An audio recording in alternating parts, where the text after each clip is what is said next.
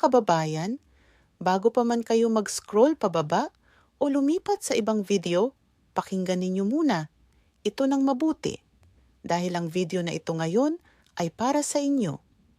Para sa bawat isa sa inyong nagtatrabaho ng matagal, nagbayad ng kontribusyon sa loob ng maraming taon, at ngayon ay umaasa sa inyong pensyon para mabuhay ng maayos. Mayroon akong ipaabot sa inyong balita ngayong Hunyo 2026 na maaaring magbago ng inyong buwan. 18,500 piso na kabuuang cash ang pinag-uusapan ngayon. Totoo ito. At sa video na ito, ipapaliwanag ko sa inyo kung paano ito matatanggap, kung sino ang kwalipikado, kung kailan ito ilalabas, at kung ano ang mga bagay na kailangan ninyong malaman para hindi kayo mapag-iwanan. Huwag ninyong palampasin ito. Manatili kayong nanonood hanggang sa dulo. Kaya nga ngayong araw na ito, pag-usapan natin ng isang bagay na marami sa inyong hindi pa nalalaman. At ito ay ang posibilidad na makatanggap ng hanggang 18,500 piso na kabuuang halaga ng cash sa ilalim ng iba't ibang benepisyo at programa sa buong buwang ito. Ngayon, una sa lahat, bakit 18,500 piso? Saan nanggagaling ang halagang ito? Makinig kayo ng mabuti. Hindi ito isang buwan ng pensyon lamang. Ito ay kombinasyon ng iba't ibang benepisyo na maaaring matanggap ng isang kwalipikadong pensyonado sa loob ng iisang buwan. Hayaan ninyong ipaliwanag ko ito ng maayos.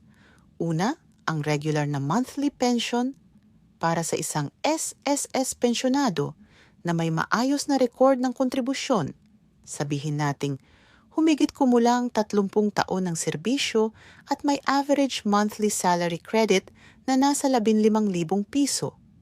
Ang kanilang basic monthly pension ay maaaring umabot sa humigit kumulang 6,000 piso hanggang 8,000 piso bawat buwan, depende sa kanilang total contributions at credited years of service. Para sa mga may mas mataas na sahod at mas matagal na serbisyo, ang pensyon ay maaaring umabot sa 10,000 piso o higit pa. Para naman sa mga GSIS pensyonado, ang mga dating government employees, ang kanilang monthly pension ay karaniwang mas mataas. Ang isang dating government worker na may 30 taon ng serbisyo at may average monthly compensation na 20,000 piso ay maaaring makatanggap ng basic pension na nasa 9,000 piso hanggang 13,000 piso bawat buwan. At ang GSIS ay may sariling mga benepisyo na dagdag pa rito. Pangalawa, ang social pension para sa mga indigent senior citizens. Ito ang programa ng DSWD na nagbibigay ng 1,000 piso bawat buwan o 3,000 piso bawat quarter para sa mga matatandang mahihirap na wala o kaunting income. Ito ay para sa mga senior citizens na 60 taon pataas na hindi miyembro ng SSS o GSIS o mga miyembro ngunit hindi sapat ang kanilang pensyon para mabuhay. Ngayong Hunyo 2026, abiso na ang ilan sa mga lokal na pamahalaan na ihahanda na nila ang pamamahagi. Alamin ninyo kung kwalipikado kayo sa inyong lokal na munisipyo o barangay. Pangatlo, ang 500 pisong monthly PhilHealth Premium Subsidy at ang mga benepisyong pangkalusugan na katumbas ng 10,000 piso o higit pa sa isang single hospitalization. Para sa mga senior citizen na miyembro ng PhilHealth, ang kanilang senior citizen benefits ay nagbibigay ng malaking diskwento at coverage sa ospital. Ang halagang ito ay hindi cash sa kamay, ngunit ito ay cash na hindi na kailangang ilabas mula sa bulsa. Pang-apat, ang 1,500 piso hanggang 3,500 piso na COLA o Cost of Living Allowance para sa mga GSIS pensyonado. Ito ay espesyal na benepisyo na inilalabas ng GSIS bilang karagdagan sa regular na pensyon para matulungan ng mga pensyonado na harapin ang pagtaas ng presyo ng mga pangunahing pangangailangan. Hindi lahat ng GSIS pensyonado ay nakakatanggap nito sa parehong oras. Depende ito sa kategorya at taon ng retirement. At panglima, ang ₱500 na diskwento at 20% senior citizen discount sa mga pagbiling gamot, pagkain at serbisyo na kung pagtataya-tayain ay katumbas ng ₱1,500 hanggang ₱2,500 na naiipon bawat buwan para sa isang senior na gumagastos sa pang-araw-araw na pangangailangan. Kapag pinagsama-sama ninyo ang lahat ng ito, ang regular pension, ang social pension, ang PhilHealth benefits, ang COLA at ang senior citizen discounts, ang kabuuang halaga na maaaring ma-access ng isang kwalipikadong pensyonado ay madaling umabot sa ₱15,000 hanggang ₱18,500 o higit pa sa isang buwan. Ito ang ₱18,500 na pinag-uusapan natin ngayon. Ngayon, may isa pang mahalagang update na kailangan ninyong malaman at ito ang hindi alam ng marami. Para sa mga SSS pensyonado na may natitirang salary loan, calamity loan, o iba pang SSS loan, pakinggan ninyo ito ng mabuti. Ang SSS ay may patakaran na tinatawag na loan offset o deduction. Ibig sabihin, kung meron kayong balanse ng utang sa SSS at meron kayong cash benefit na ilalabas tulad ng lump sum retirement benefit o death benefit, ang SSS ay may karapatang bawasan ang inyong tatanggaping halaga batay sa inyong natitirang utang. Halimbawa, kung ang inyong one-time retirement lump sum ay ₱120,000, ngunit mayroon kayong ₱25,000 na hindi pa nababayarang SSS salary loan, ang inyong matatanggap ay magiging ₱75,000 lamang. Ang ₱25,000 ay mababawas bilang offset. Ito ang tinatawag na clawback provision at ito ay legal na ginagawa ng SSS at GSIS. Kaya nga, mahal naming mga kababayan, bago pa man kayo mag-apply ng retirement o mag-claim ng benefits, siguraduhin na ayos na ninyo ang inyong mga natitirang utang sa SSS o GSIS. Makipag-ugnayan sa pinakamalapit na SSS o GSIS branch at humingi ng loan balance inquiry para malaman ang inyong kasalukuyang balance.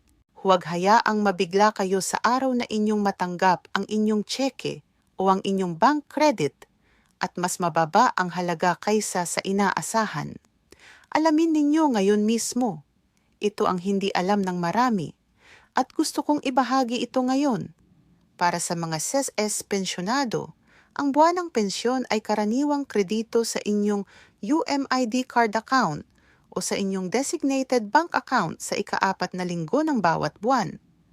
Depende sa inyong release schedule na itinakda ng SSS.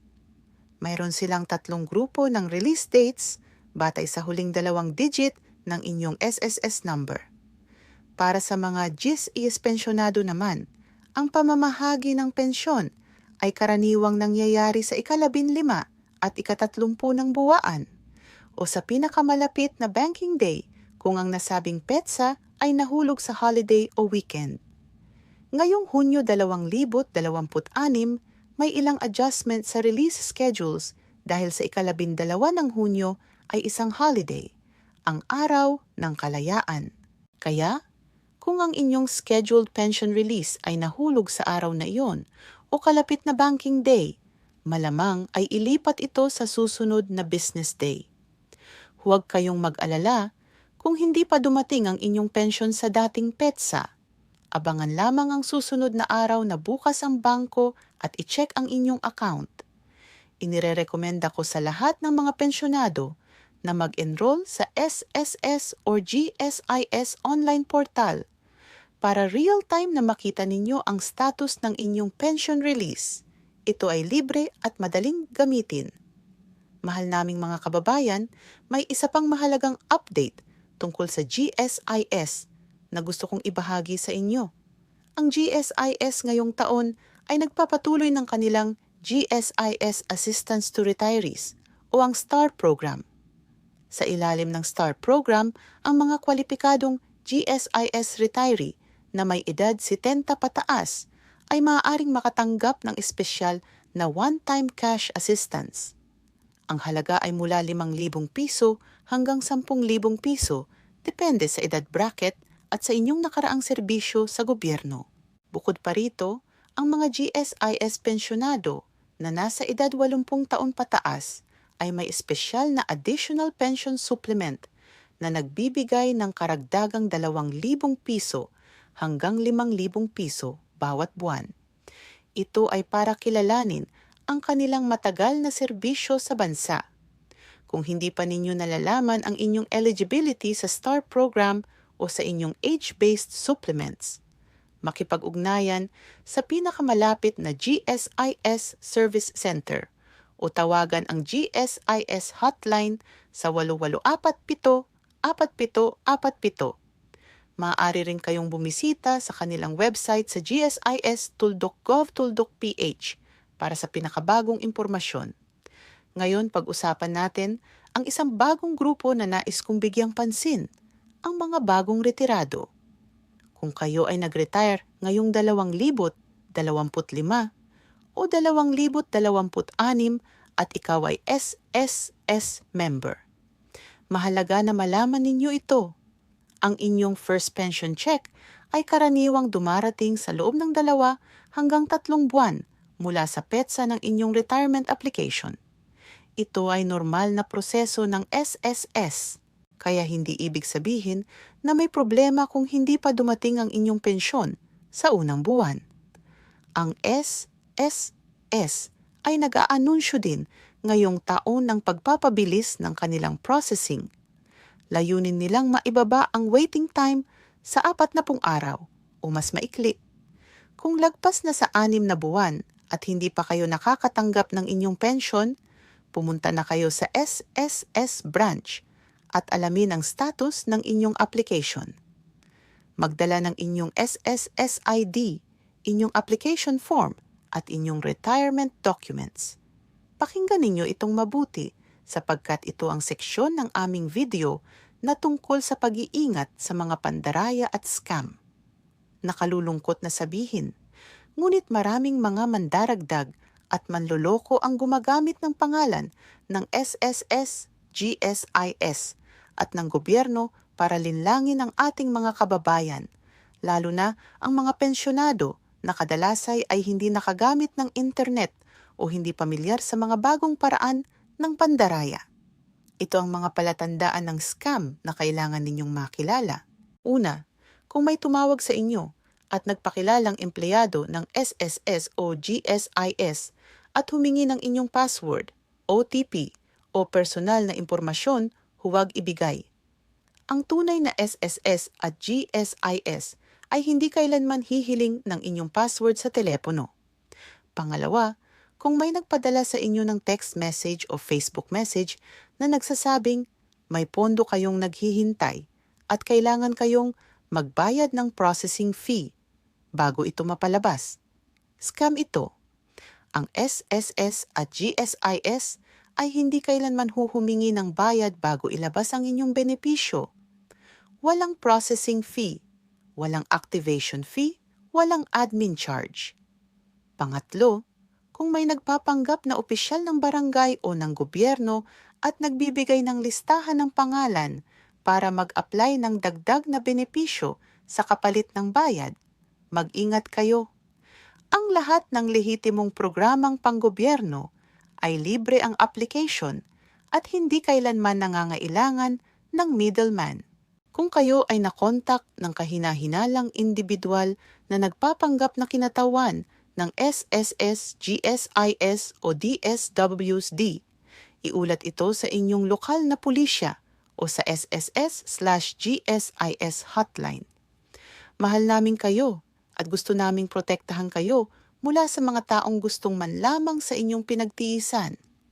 Isa pang praktikal na payo para sa lahat ng ating mga pensyonado. Kung kayo ay nakatanggap ng inyong pensyon sa pamamagitan ng isang UMID card o ATM card, siguraduhing alam ninyo kung paano gamitin ang inyong card ng ligtas. Huwag ibigay ang inyong PIN sa kahit na sino, kahit sa inyong pamilya o sa inyong mga kaibigan, kung hindi ito tunay na kailangan. Palaging itago ang inyong PIN sa isang lugar na alam ninyo lamang. Kung kayo ay nahihirapang mag-withdraw dahil sa inyong kalagayan sa kalusugan, maaari kayong mag-apply ng Special Power of Attorney o SPA para payagan ang isang mapagkakatiwalaang tao na mag-withdraw para sa inyo. Gawin ito ng opisyal at legal para maprotektahan ang inyong mga karapatan. Bukod pa rito, siguraduhin ang inyong kontaktong impormasyon sa SSS o GSIS ay updated. Ibig sabihin, ang inyong address, telepono at designated bank account. Kung mayroon kayong pagbabago sa address o bank account, agad na i-update ito sa SSS o GSIS branch para hindi ma-delay ang inyong pension.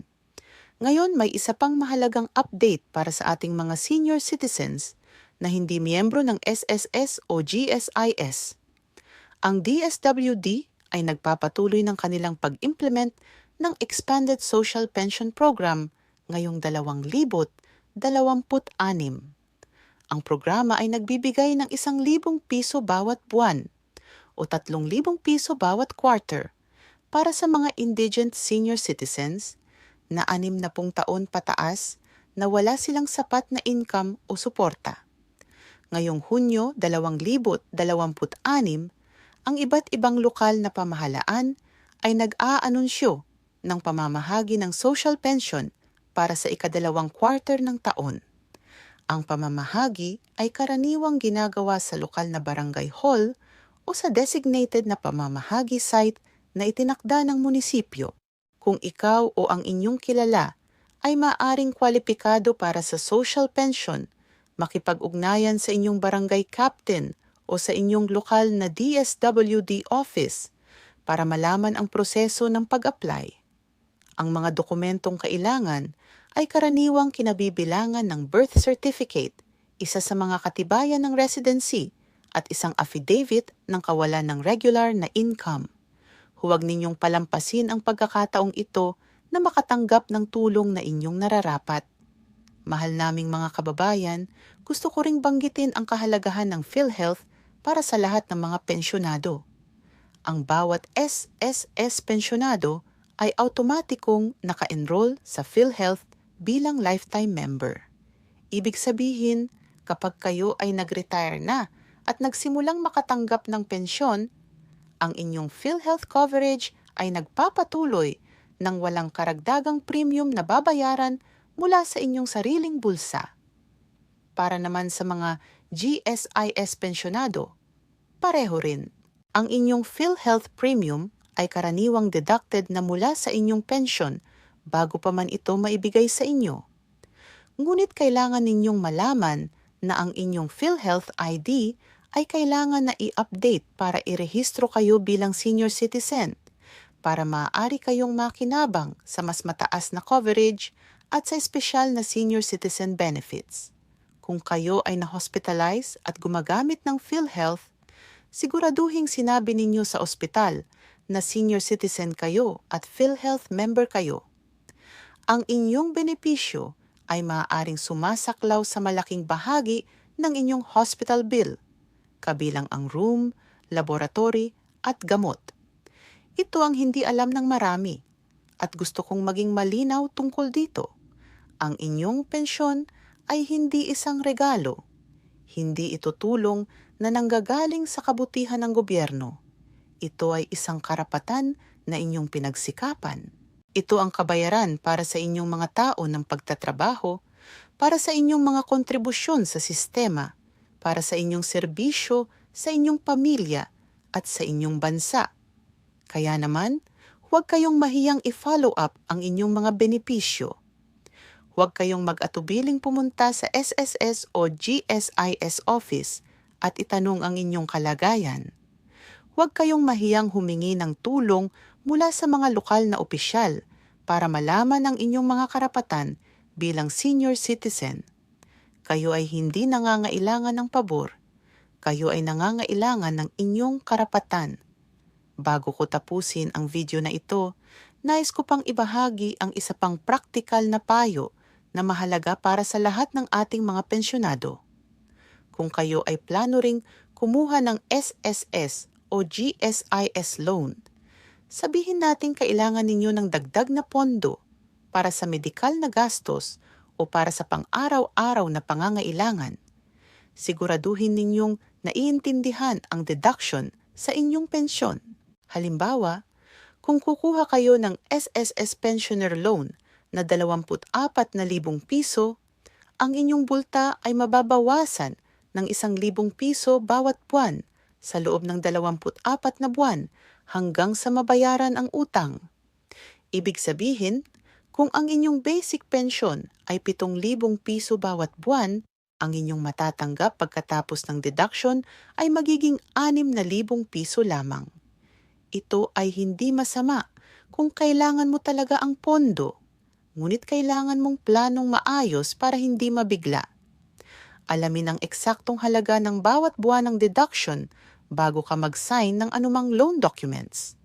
At para sa mga GSIS pensyonado, ang GSIS ay may iba't ibang loan programs din tulad ng GSIS Financial Assistance Loan o GFAL Multipurpose Loan at Emergency Loan.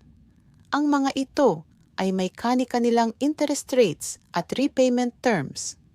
Alamin ang pinakaangkop para sa inyong sitwasyon at huwag kumuha ng mas malaking loan kaysa sa inyong kaya.